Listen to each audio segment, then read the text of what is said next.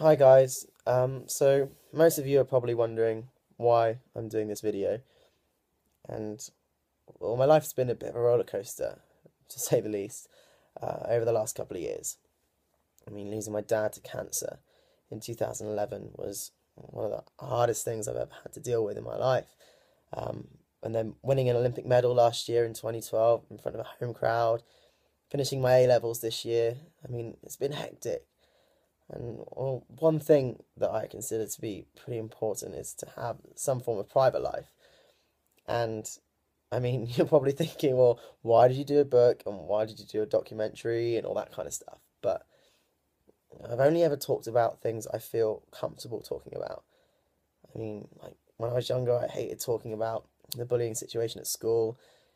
I didn't like talking about my dad because obviously at the time it was a sensitive subject. But I mean, it's one of those things that, well, in an ideal world, I wouldn't be doing this video because it shouldn't matter. But recently, I was misquoted in an interview, and it made me feel really angry and frustrated, and you know, like emotions that I've never felt before when reading something about myself. And for me, honesty is something that I really do believe in, and I've always been honest. I may have been, I don't know, vague in some of my answers, but I've always been honest. And one thing I've never really felt that comfortable talking about are my relationships, because that's what I get asked, even if I'm doing sporting interviews. It's, do you have a girlfriend? Who are you seeing? All that kind of stuff. And I mean, I've been dating girls, and I've never really had a serious relationship to talk about. And now I kind of feel ready to talk about my relationships.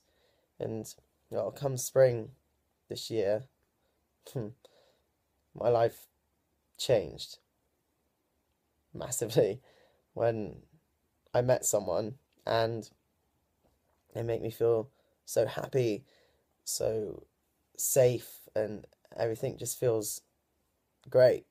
And well, that someone is a guy.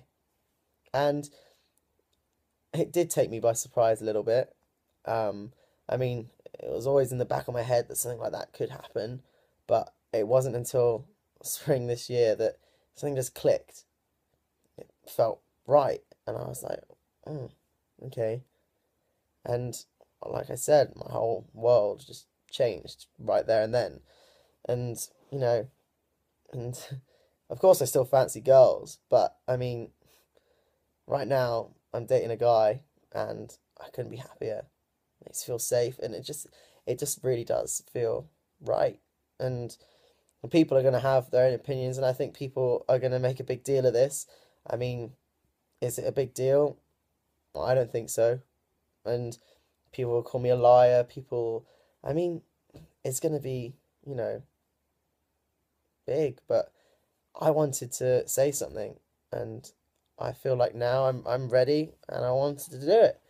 And people will think, well, what will your dad say, or what would your dad would have said?